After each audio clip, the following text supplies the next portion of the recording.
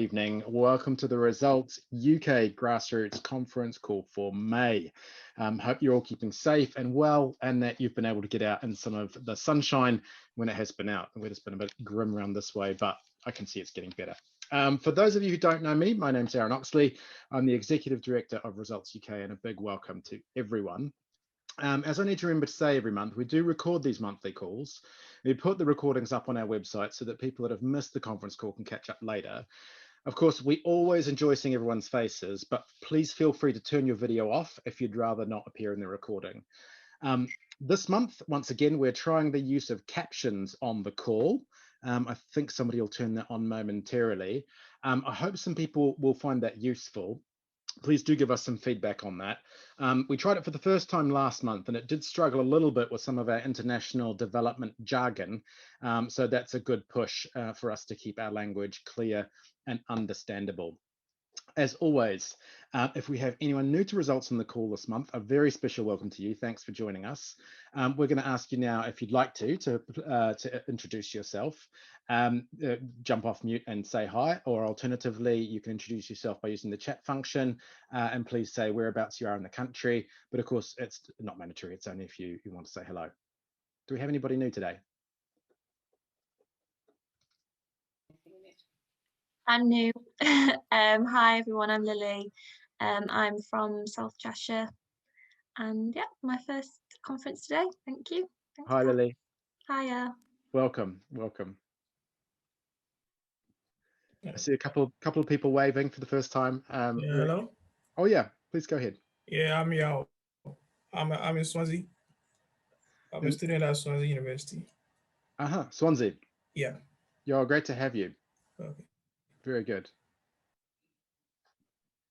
I'm new as well, jumping on the call for the first time. I started working at Results 2 weeks ago, so I'm only on my second week working on policy advocacy around COVID. So my first grassroots call as well. So lovely to meet you all virtually, and looking forward to seeing what the meetings are about. Hi Harry, thanks for joining us tonight. We've got a wave. Hello, my name is Alex. I know it says Alexander here, but I prefer being called Alex if that's okay. No problem. Welcome. I'm a student at the University of Manchester, and I'm an undergraduate student. I'm studying environmental science. And this is my first meeting with Results. Welcome. We're really glad to have you, Alex. Oh, thank you. Last call for any more? Okay, great. So really lovely to have new folks with us. I see we're up to 3 pages of folks, which is always really nice. Pretty soon, hopefully we'll crack 4 one of these days. But yeah, thanks to everybody who's joined us tonight. Before we get into it though, just a quick reminder to everyone to please keep yourself muted during the call. But conversely, if you've got a question or a comment, please feel free to use the chat box over on the right-hand side of your screen. We've got people watching that. I'll even glance down there once in a while as well. So please feel free, go crazy. It's not rude to type in there right now. I'm going to introduce our guest shortly, but before that, as usual, we'll give you an update on some of the things in the world of politics and international development that have been affecting our advocacy work at Results, and how we go about fighting global poverty, and also, of course, to hear a little bit about what you've been doing around the country. So it's a tough update this month, but let's get into it. So to start off with, we'll start by updating you on the government's cuts to the UK's aid budget. We've been talking about that for a long time now. On the 21st of April, the Foreign Secretary, Dominic Raab, formally notified Parliament of the government's intent to spend just over £10 billion on overseas aid in the fiscal year 2021, of which around £8.1 billion is to be spent through the Foreign, Commonwealth and Development Office, FCDO, and the remainder through other government departments. While this wasn't at all a surprise by that time, it's still a shockingly huge cut, around £4.5 billion less than was spent in the calendar year 2020. Very little new detail was given in Raab's statement, but as we've mentioned previously, press speculation in the run-up to this statement has been very worrying, and some of those speculations have either not been denied or have now been confirmed. So we're going to share in the chat box a good description of what we both know and don't know from an organization called BOND. They're the umbrella organization for international development NGOs. And that's where you can see the most that anyone really knows so far, as well as the Foreign Secretary's statement itself, if you'd like to read it. So the government has confirmed that a number of existing commitments to things like Gavi, the Vaccine Alliance, and the Global Fund to fight AIDS, TB, and malaria are being protected, as they call it. Though we're going to need to check whether the money pledged does actually get out the door in a timely manner, as they've made no commitments about sticking to their original schedule, only to the overall amounts. Because of those big multilateral commitments, the real hit has been taken by the bilateral aid program. That's the money that goes directly to programs in individual countries, and that includes a lot of things we care about. The most appalling figure we know of so far is a cut of 95% to the UK's polio funding. This puts at risk all the gains made against this debilitating disease over the last few decades and could well leave the whole world at risk of a resurgence. We actually help flag this to the press. That's something we rarely do, which says something about how horrible these cuts are. You can read some of the quotes from me about exactly why and how this cut is bad. And so we're just going to drop a link to the chat box to that article just now. Now, it's not just us that thinks this is bad. In just a second, we'll also share a powerful example from UNICEF in Nigeria on how infrastructure developed for polio eradication has massively supported wider health systems, including the COVID-19 response. This is the kind of thing the UK was paying for and is the kind of smart programming that is now being put at risk. Unfortunately, when we're discussing cuts, we're still far from done. We're also very concerned that the funding for global education programs are being cut.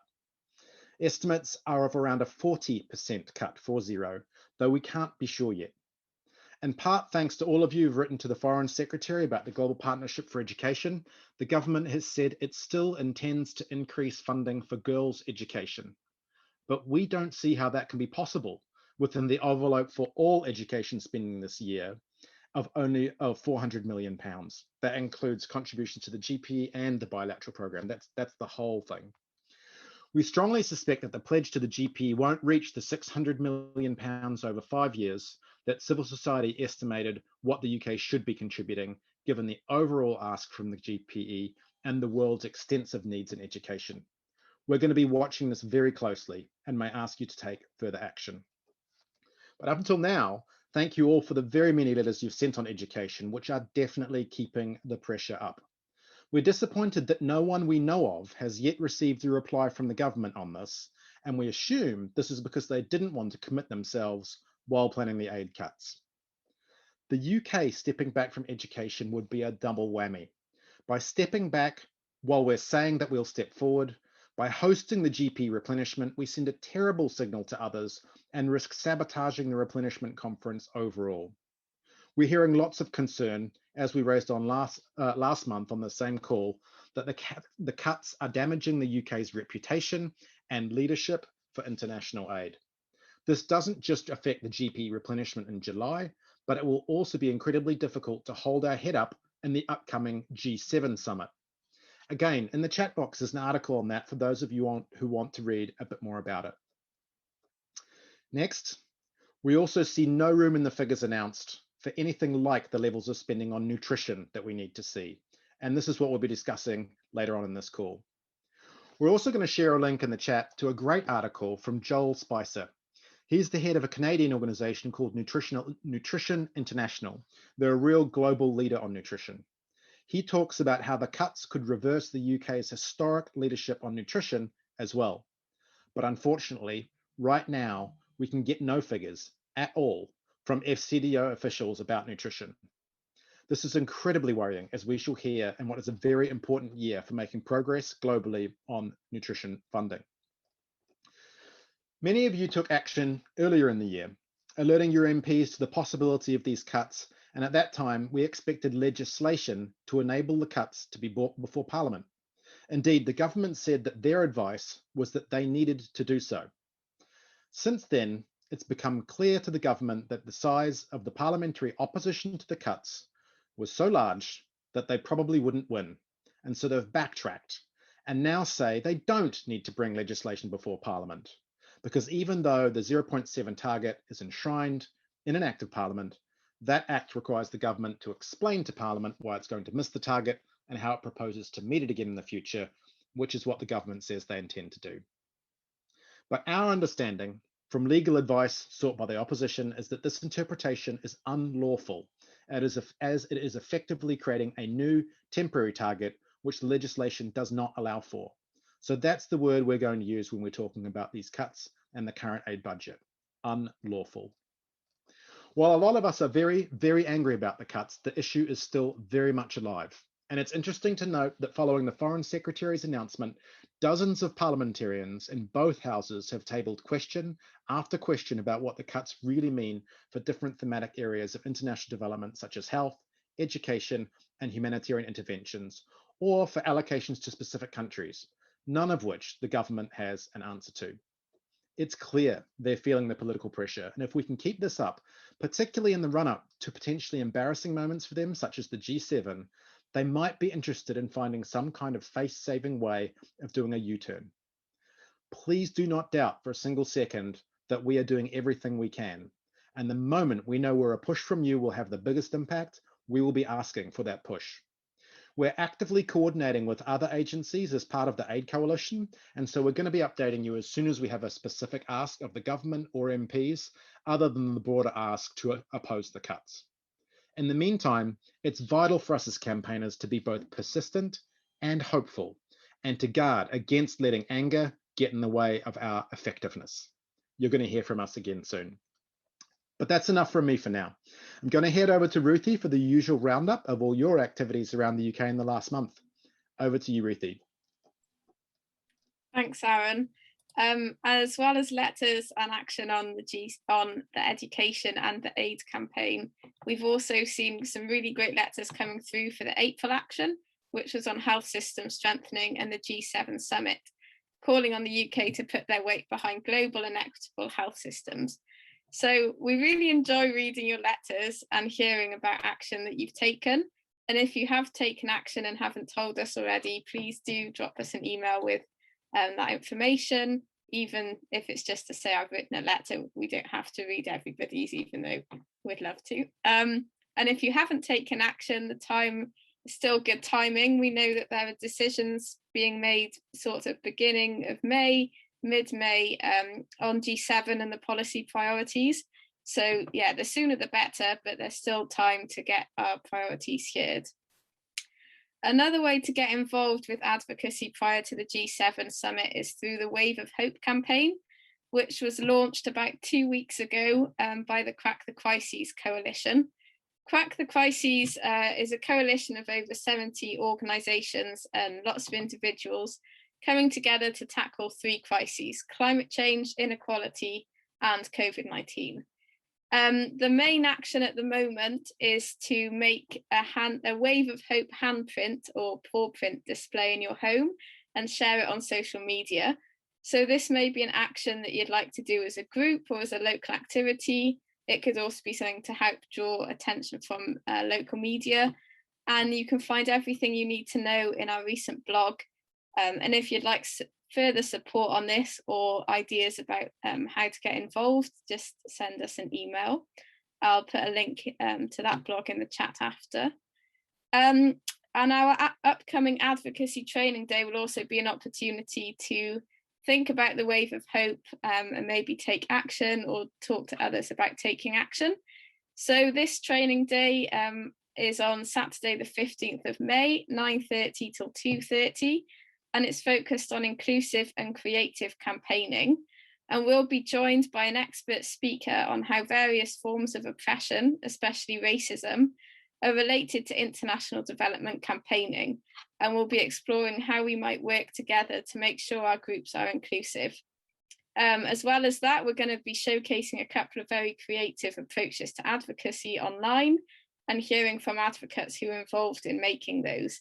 So there are some more details that will be sent out in the coming week, but I really recommend coming to this training if you can. And we'll put a link in the chat for registration through Eventbrite. Just another reminder that the international conference, which is organised by our partners in the USA, is happening June the 12th till 13th and is open to anyone from around the world. So you might be particularly interested in some of the sessions that are opportunities to network with advocates from across the globe.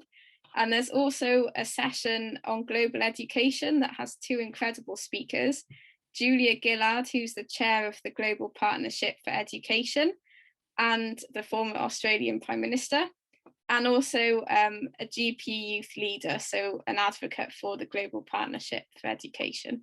Again, we'll share a link to the agenda in the chat, and if those sessions take your fancy, then you can book online. So yeah, this month's roundup's a bit event heavy, exciting events coming up and also exciting events that have happened. An exciting event coming up in Poole is an upcoming plant sale. So I'm going to hand over briefly to Deirdre to briefly tell us how that's going. Hello. Hi Ruthie, how is it going? Well, the plants are all growing. The history of this, do you want to know the history of the plant sale? We've got a long history of fundraising for results in the Poole group, and it's normally being combined with a cream tea weekend which takes place in a local village, which got knocked on the head last year through COVID. So we had all these plants that we've been saving for it and unable to sell. We've got another date for the cream tea in August, but that's really too late for the bedding plants. So we're going to hold the plant sale in my garden, and the group's going to make delicious cakes and coffee, because by that stage the COVID restrictions will allow us to do that. And we're hoping to raise a few pounds for results. That's lovely. We hope it goes well, and I'd love to see a photo of all the plants, maybe get some gardening tips. Yeah, and just to say that volunteers aren't expected to fundraise for results, but if you would like to, you're very welcome to, and we can offer support if needed. So yeah, just drop us an email if that's something that you or your group might like to do. Another event, well, an event that's happened in Birmingham took place, I think, last week, and Emily, I believe, is on the call to give us a brief update about how that went and what it was all about.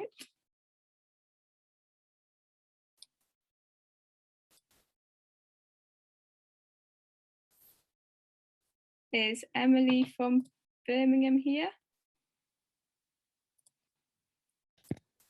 She literally was until about a minute ago, and I now can't see her. I was just going to say the same. I can do it instead. That's fine. She was here until then. Myself and so I work at the University of Birmingham, and Emily is a first-year student there.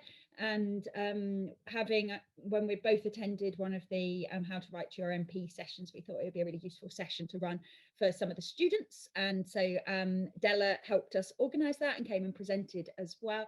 And Della told them about results, and Emily told them about her experience of campaigning and what she'd got out of it, and that sort of thing. And then I talked a bit about how to write to your MP, and we used the EPIC model, which Results US use a lot, which was really nice structure for it.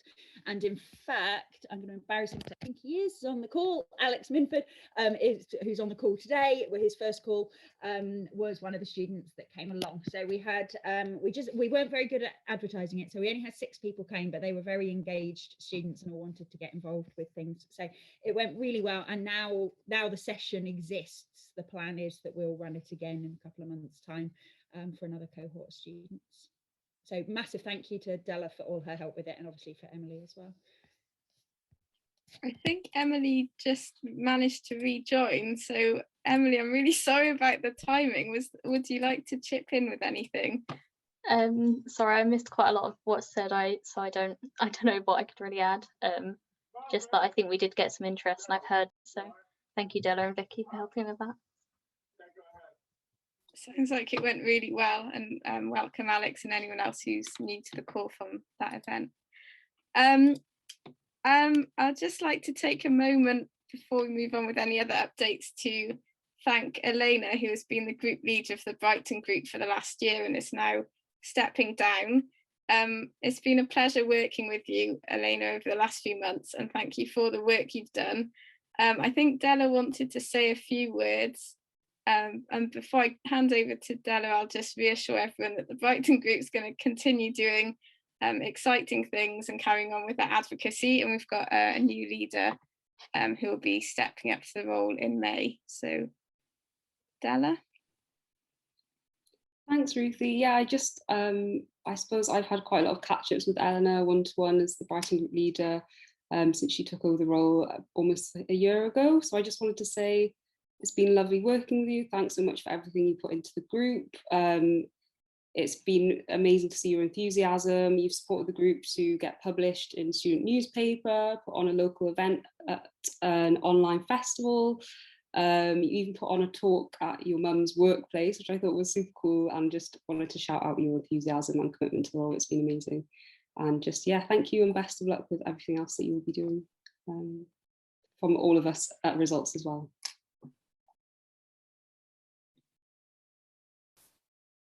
Yeah, thank you. And Elaine, I don't want to put you on the spot, but if you'd like to say anything, you're welcome to. I was just going to say, I'm still going to be involved with Results just as a bit more of a backseat role. But yeah, I mean, thank you guys for the opportunities you've given me.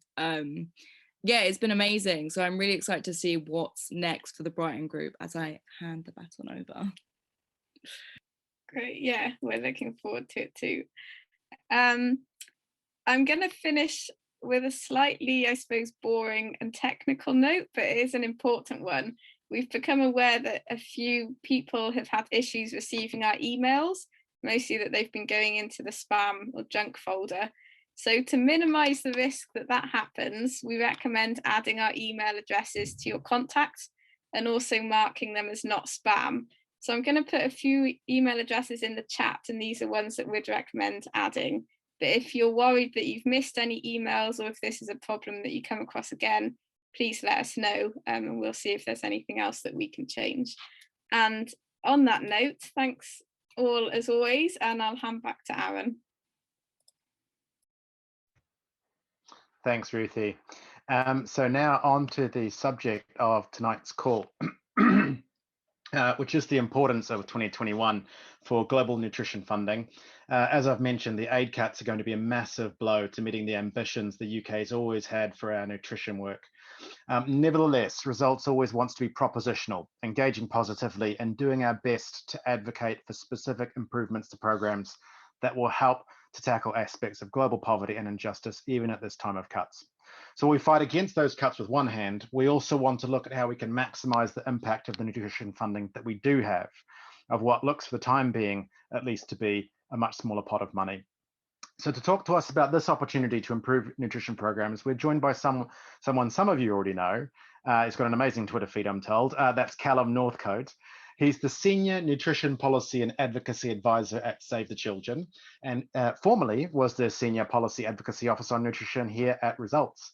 So we're really happy to catch up with Callum again and hear about his perspectives on what's needed from what is now being called the Nutrition for Growth Year of Action. Hi, Callum. Hi, Aaron. Thanks for having me. It's a real pleasure. Very warm welcome to you. Thanks so much for joining us and coming back to talk to our grassroots campaigners. As you know, right around the country, whether people are old hands or brand new, everybody here is really keen to hear what the issues are and how what they can do can really make a difference, especially given the context of the overall cuts that I've been talking about so much earlier on the call. But before we get into that, I'm going to start the way I always do, which is to ask you to introduce yourself a little bit, share a little bit about your motivation to do what you do on nutrition and your role at Save. And then, of course, after that, we'll jump across to some prearranged questions before we open the discussion to the floor. Callum, what gets you out of bed in the morning?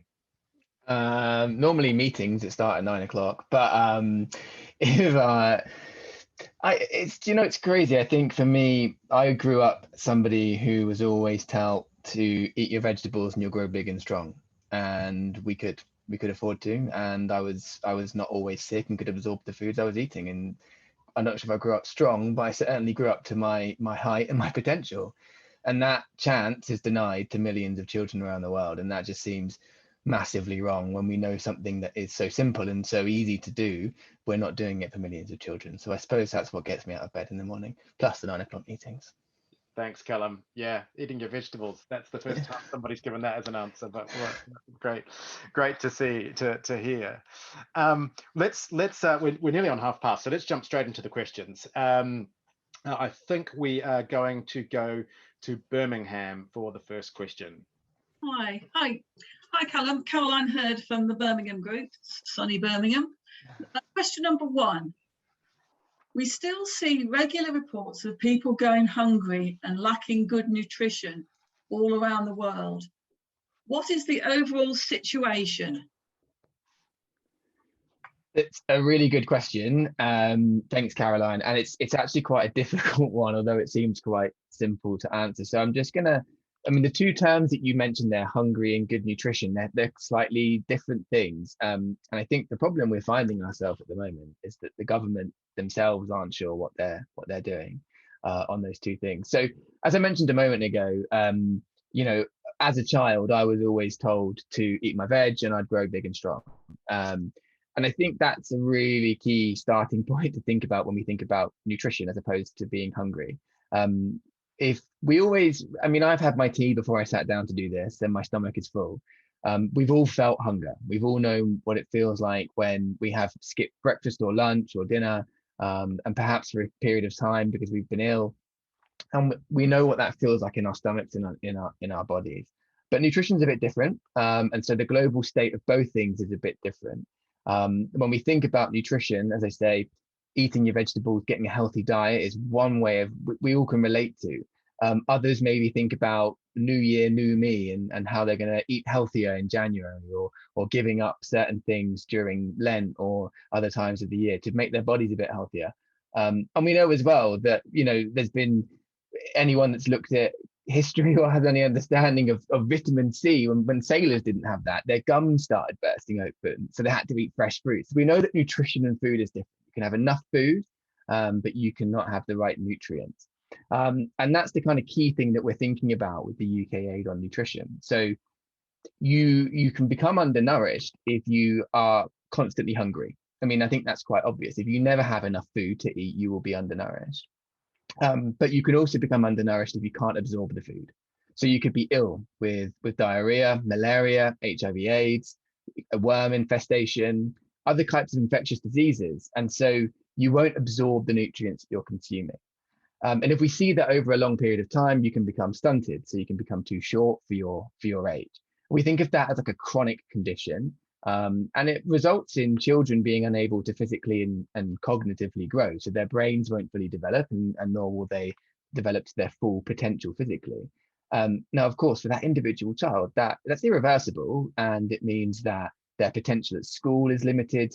When they grow up to an adult, they won't be able to earn as much or work as hard as they potentially could have done otherwise. And if you expand that throughout a society, you can imagine that that's really holding back development for countries. If there's situations where millions of children are facing with that within communities or within countries.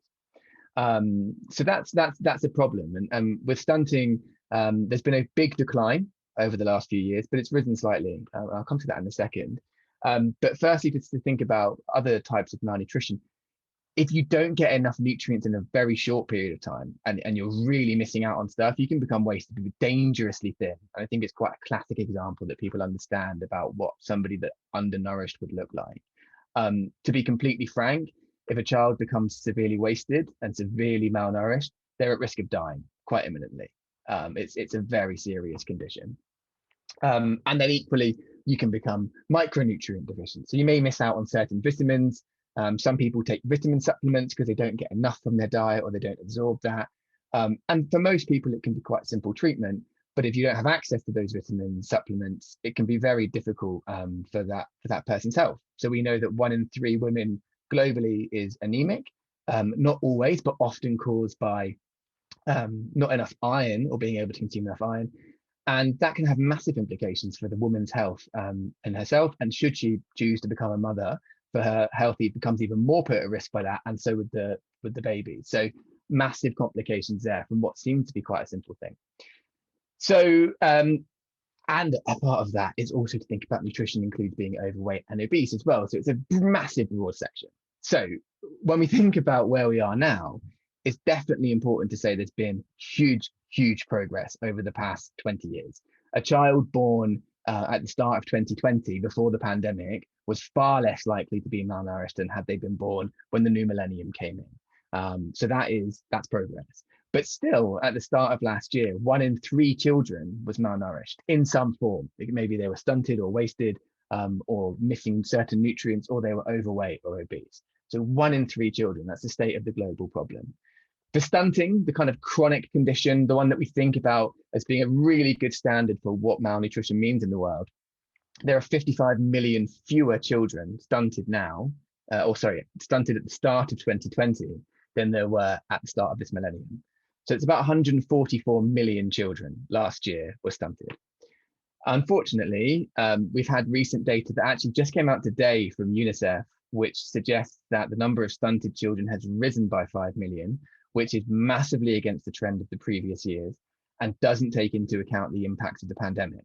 So that data came out today, and it's really alarming, and it shows what we've seen in previous years as being rises in hunger around the world, because the correlation between the two things. Now, the pandemic is going to make things worse. There's data that predicts that an additional 9 million children, 9.3 million children will become wasted, which puts them at risk of death. And that will lead to about 165,000 additional child deaths, so on top of what was already expected, and 2.6 million children to become stunted as well. Now, we've done some research, and that is additional stunted children. That has massive implications for other areas of development. About 4 million years of lost schooling, 4.4 million years of lost schooling will occur because of that. So we're in a really tricky situation, but we have made progress and we know what works. And we're kind of at a tipping point right now. Thanks, Callum. That's really helpful, and actually leads us in quite well to the next question, I believe, which is going to come from Edinburgh. Hi, Callum. It's Lucy here in Edinburgh. The next question is, how does international aid make a difference in the fight against malnutrition? Thanks, Lucy, and it's always nice to hear from Edinburgh, where I spent many happy years, but now I'm in London. So UK aid's in particular, has made a massive difference, but international aid makes a difference anyway. I think it's worth knowing the size of the financing gap that we're talking about here. The World Bank estimates we need $7 billion more every year to get to where we need to be as a world. And that's a huge amount of money. And not all of that's meant to come from international aid, but international aid has a really important role within that. And the UK in particular is I would say was the leading donor in this field. So through UK aid, the UK has funded programs that have reached over 50 million people since 2015 through its work on malnutrition. And they target women and children and adolescent girls. So the real key people that need to be reached with nutrition interventions, the UK has been an absolute trailblazer in this. And it does this in 2 different ways. It does this through nutrition specific programming. Now, this is type of clinics, I suppose, health clinics, where if a child is malnourished, they can be treated. So they can turn up and they can receive the relevant treatment that's required to help them become well nourished again. That is, they're cheap and cost effective interventions, and they save lives. The other way that the UK has been a leader in this field is actually integrating nutrition into its wider work. Now, we know that we're not going to get the UK government to spend $7 billion on nutrition, but what we do want them to do, and what they have done previously, is where they've done projects that are related. So, for example, if they're funding vaccination programs, that those community health workers are being trained to also spot signs of malnutrition. Or if they're funding school feeding programs, to make sure that the food is good food, it's food full of nutrients and isn't just staple crops. They've done a really good job over the last years of making their other aid work better for nutrition. And that's the majority of the work that they've done on nutrition. And it has to be multi-sectoral, because the outcome that we're all working for here is for children to survive and to thrive, and they can't do that if they're malnourished but they have got a vaccine, or if they're well nourished but they haven't got the vaccine. So these things work hand in hand together, that's kind of the main approaches that the UK have been taking. One of the things that's quite alarming that we've spotted recently in terms of where this is going to potentially cause a big issue is in recent surveys that the World Health Organization have carried out. So those clinics that I mentioned that treat people that are malnourished, whilst UK aid or general international aid finances that a lot, so does domestic resources. And the UK and other donors work really closely with governments to ensure that they increase their financing for these things. And in fact, the UK was commended for doing that, just that in its in an independent review recently. But we know from the WHO, from the World Health Organization, that about 35% of the countries that reported to them have said that there's been disruption to health services, in particular that target reproductive, maternal, child and adolescent health and nutrition, and that the most frequently disrupted services were family planning and contraception services and the management of moderate and severe malnutrition, both of which were disrupted by more than 40% in reporting countries. So huge disruption happening at a time when domestic governments and countries cannot continue to finance what's happening due to the change of economics because of the pandemic, and donors walking away. Callum, thanks. Again, a good segue to our next question, which will be from Sheffield. Hello. With UK aid reducing, how can we ensure that we continue to make progress on nutrition? That's a brilliant question. Thank you. I think generally on the cuts, one of the great things about results, and I agree with Aaron really strongly on, is this approach of tackling the issue of the cuts, but also making the current leftover pot work the best it can do.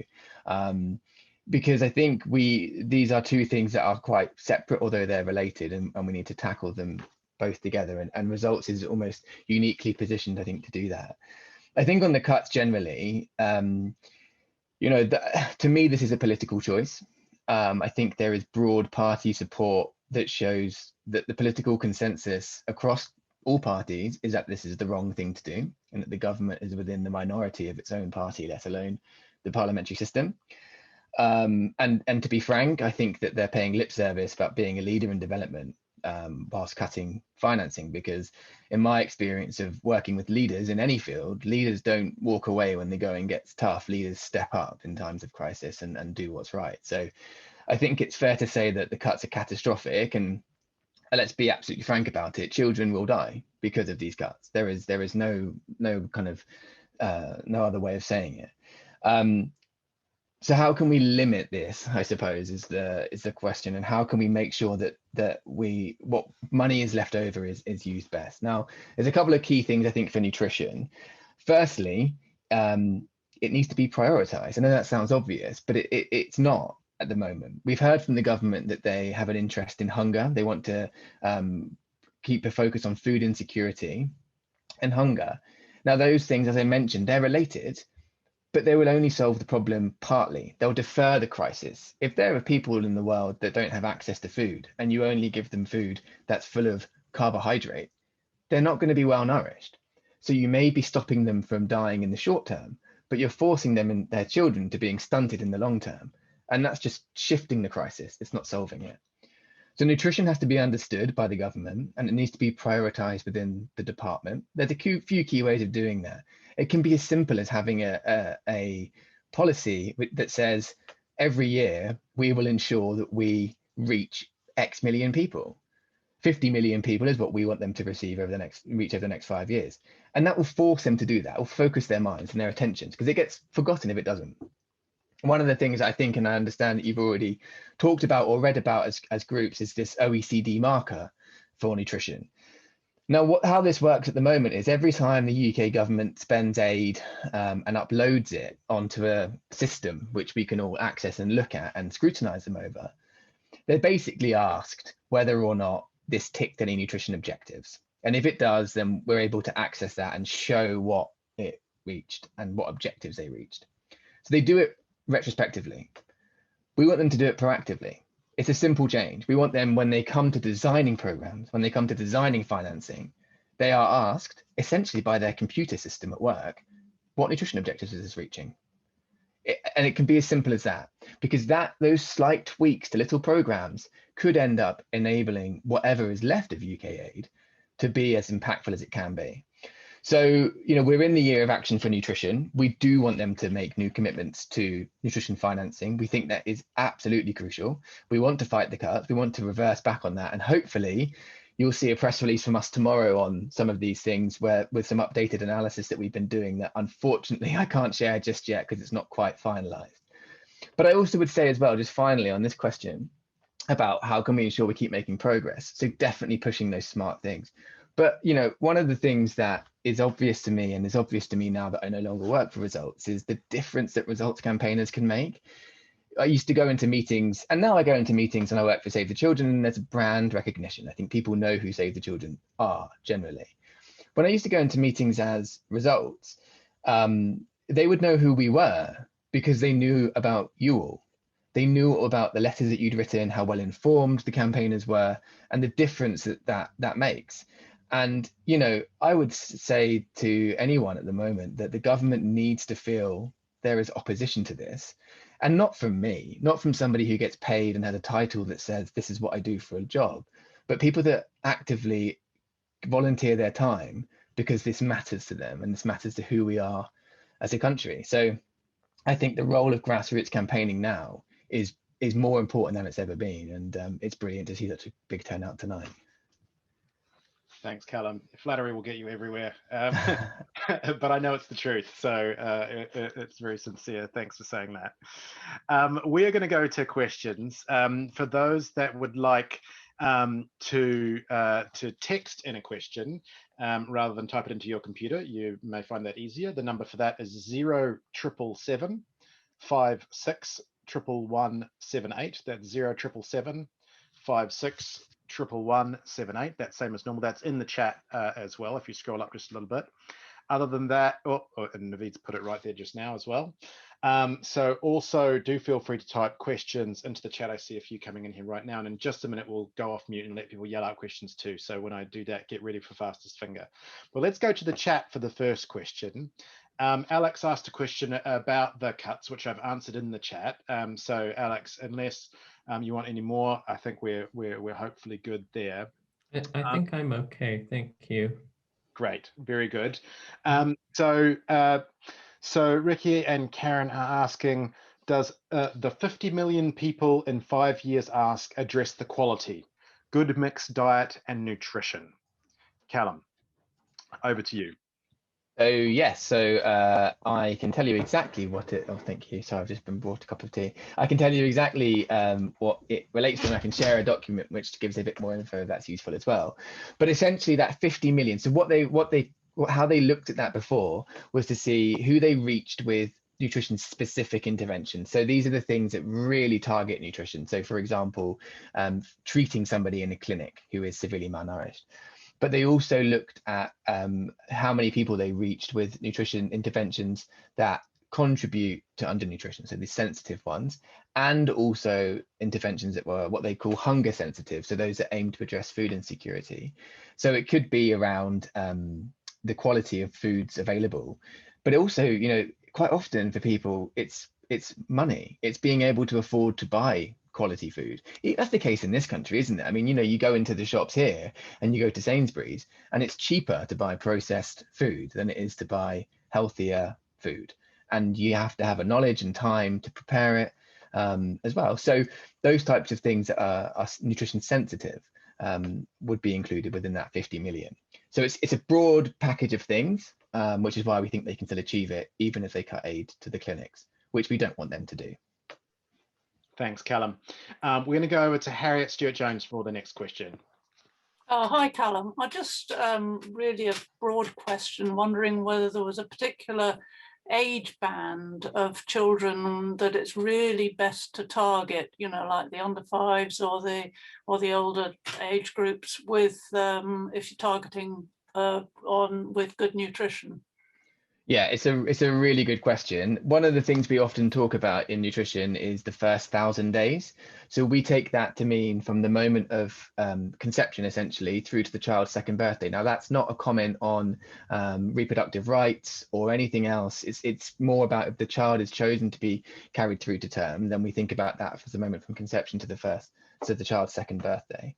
And that's the optimum time. So that means good maternal nutrition through pregnancy.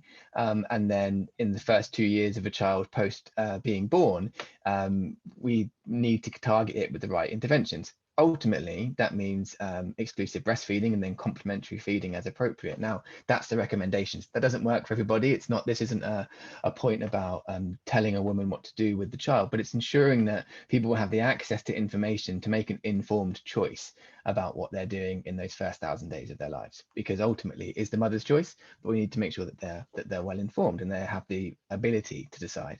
And then secondly, another key time is the adolescence. You know, we all went through those growth spurts when we hit teenage years, and that's another key time for ensuring that children can kind of catch up a little bit if they were malnourished in childhood.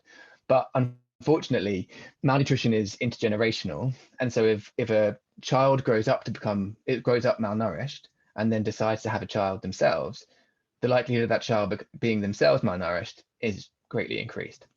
So it really becomes this cycle of poverty, essentially. Thanks, Callum. Thanks. Thank you. Jill, do you want to do it? Yeah, go ahead. Okay. Hi, Callum.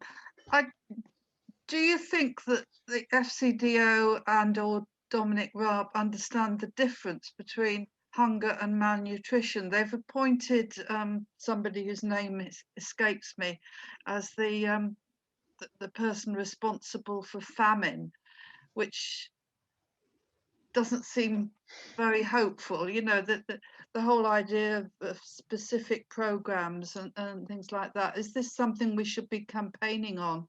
You know, and saying to our MP, look, you know. Yeah.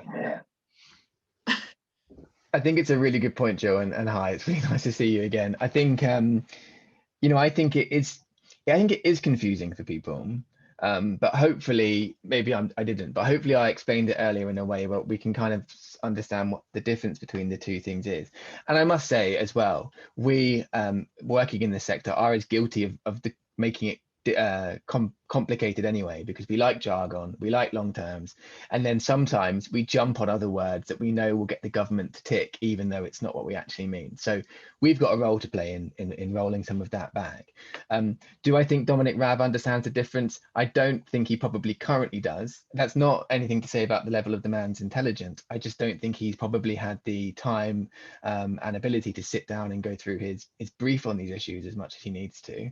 And so it's easy to think about hunger. It's easy to think about famine, which is quite a technical term and does have quite strong connotations as being an area of focus, and thinking, which is my thought of the process, that they see that, they announce something on that, and then it's job done. And so that when we ask them about nutrition, they say, well, we've done it, and they haven't. So we do have a role to play in this work, in educating, and you know, obviously Results works closely with parliamentarians on these issues who are really well educated on that and is able to do that. But we certainly need to make sure we're getting the language right. Because if, as they say they do care about hunger, then we should hopefully be able to take them on a journey to then care about nutrition as well. Because ultimately, what's the point in a child having a full stomach if it's malnourished? It's just a different crisis. It doesn't solve anything. Thanks. Yeah. Thanks, Callum. We've had a really great question come in from Corinne in the chat. Do you want to ask it, or should I ask it? Oh no, I'll ask it. Please go ahead.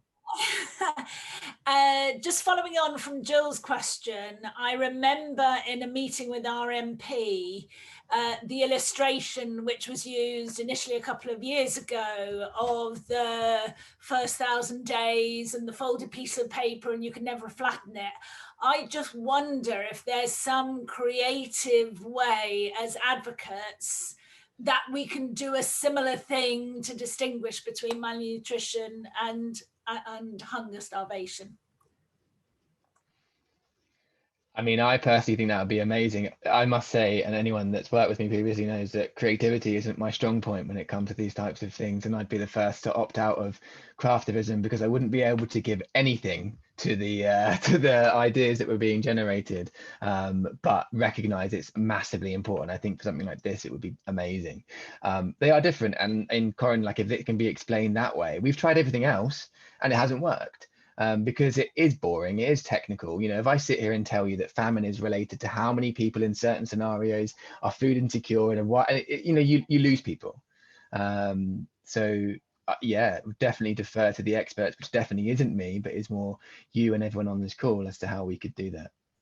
Maybe that's something the workshop on creative advocacy we could have as an objective to think about coming up with creative ways. We'll make sure that nobody has any cookies or crackers to keep hungry and focused. There's actually two questions in the chat I'm going to go to just now because I think they're related. One is from Harry, and she asks, what are the implications of the cuts for innovation around nutrition, solutions that look at biofortification of certain foodstuffs, for example, and what could the impact of the potential loss of this innovation or new research be? And then that's an interesting question to put alongside the question from Carrie's, which is, sorry, I'm going to read it out to keep the flow. Does policy around this issue ensure some element of autonomy and choice around food for the people who we're trying to help? That is, we want to make sure we're not forcing specific diets, but giving options to improve their own nutrition. And is that something that can be affected by the cuts? So Callum, sort of two questions, flip sides of the similar coin. Yeah, and brilliant questions. Thanks both. And Harry, it's nice to see you again. We've obviously met previously on some sector calls. I think the question on innovation and implications for that is really good. You know, the UK, when you're a leader as the UK has been for such a long time, it's been able to drive forward innovative approaches to certain things, to research different areas, and people listen. You know, we've heard a lot from the government recently about wanting to be a global Britain when the changing political environment, and we want to lead and stand on our own 2 feet. And this is a policy area where it's happening. All right, it's not the glamorous one that gets millions of dollars in trade deals, but it's one that builds a lot of soft power. So the implications of cuts could be massive there, because if you're not driving forward and you're not seen as a leader in this space, it's going to be difficult, I think, to get cut through on some of these innovative approaches. Having said that, conversely, it may be, and I'm not sure if this would be the case, but it may be that the UK could instead decide to focus a smaller pot on something quite innovative, and in which case there'd be a lot of policy work to go into that and to see what added value that they could have.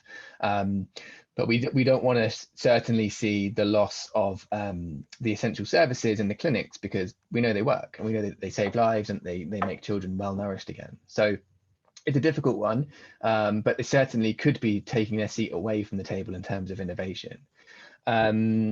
And then the question in terms of around autonomy and everything, I mean, absolutely. What we're really thinking about here is treating people who are sick. If we think of malnutrition as being an illness, of being something that people become because they are ill, because they haven't had enough food or whatever, we need to treat them in hospital. And of course, people may not decide to go, and that's the same for anything. But the service needs to be provided so that people can choose to use it or not. When it comes to the drivers of malnutrition, so the diets that people are consuming, or their access to those diets, or other illnesses generally in the community, then we need to make sure that we are, again, providing things, but not forcing them on other people. And that's not to say there isn't a role, I think, in generating demand. I think we need to be providing information to people about what good nutrition is and why that matters. But it's definitely not about saying, this is what good nutrition is, this is what matters, and if you can take this money, but you have to buy nutritious food. Certainly for us as Save the Children, we would never agree to anything which is forcing anything on anybody in those situations, and that choice is really, really important. And that will be the same for, I think, most organizations working in this space. But we need to make sure there's a level playing field on access. And a good example of this is around breastfeeding and breast milk substitutes. So absolutely, I mean, look, I'm sitting here as a white male who clearly is never going to have to breastfeed and will never understand what the implications of that would be like for myself and for my body and anything like that. So I think that's really important that I note that. But what is also important is that people that are mothers are able to understand what good nutrition for their children could be and how they can deliver it if they're able to. And what we know still happens, is that breast milk substitute companies go into hospitals and illicitly market their products to new mothers in areas where they haven't had the information or the training from midwives or health workers on breastfeeding, and try to sell their products to them, which are not nutritional, which require often not clean water. And we've seen water cuts coming from the UK to clean and sterilize bottles. And so children become malnourished. And that's not because they shouldn't be using the products, it's because they haven't been given the information and they've been targeted by companies to purchase them because there's profit in it. So it's about creating that level playing field so people understand the choices that they're able to make. I am so sorry, but there are so many good questions in the chat, and we're not going to get to all of them. Wow. So I'm gonna try and pick out a couple. And apologies to everybody whose question I'm reading out rather than asking you to say it, just in the interest of time. Jill's question, I think, is one that is one we can give a good, short, hopefully helpful answer to. To crumple up a piece of paper and then say that you can never uncrumple the creases. This is what happens if a child doesn't get the right nutrition in the first 1,000 days of life. Is that true? Maybe this can be reversed to adolescence, question mark. And then also, I mean, maybe Hunter's question right at the end, how can we as campaigners at Results work alongside, e.g. you at Save the Children, to push most efficiently and effectively for the MPs to understand the severity and urgency of this issue? So the last two questions, then we're going to have to wrap it up in the interest of time. Thanks, Aaron. That's probably my fault for making massive long answers to everything.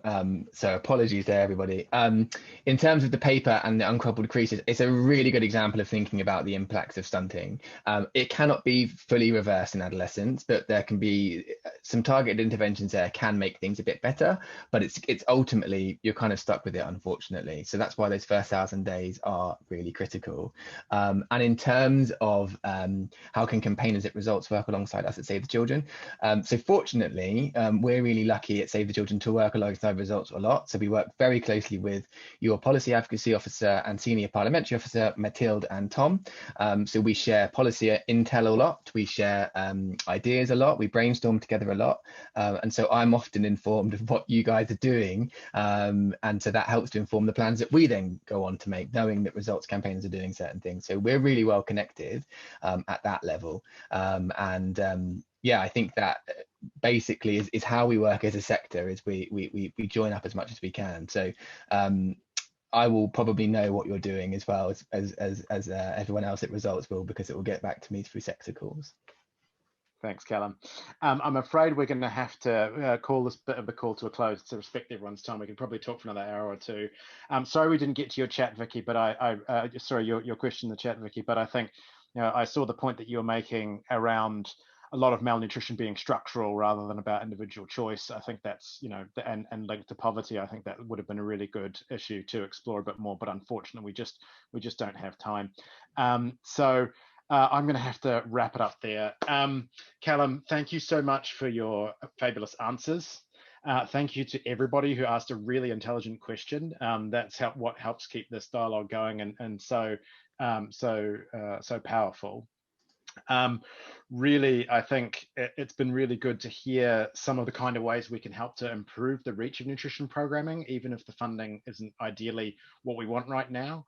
I think please do take this month's action. It's to write to the Minister of State responsible for nutrition, Wendy Morton MP, asking her department to recommit to reaching the same number of people they've managed to reach over the last 5-year period with nutrition interventions over the next 5 years. That's 50 million women, girls and children.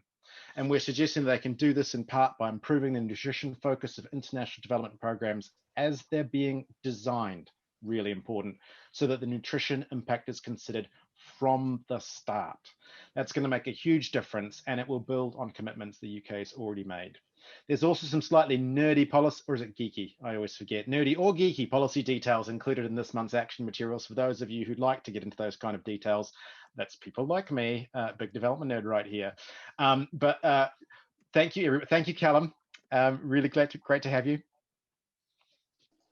Thanks, Aaron. Thanks everyone for having me. It's been brilliant to be here. And sorry, my internet just cut out, so I just missed that. We got you. That's good.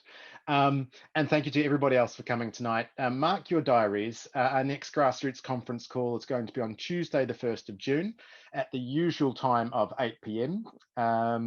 And just want to thank you all once again for your efforts, particularly on the UK aid budget, on education, on the G7, and now on nutrition.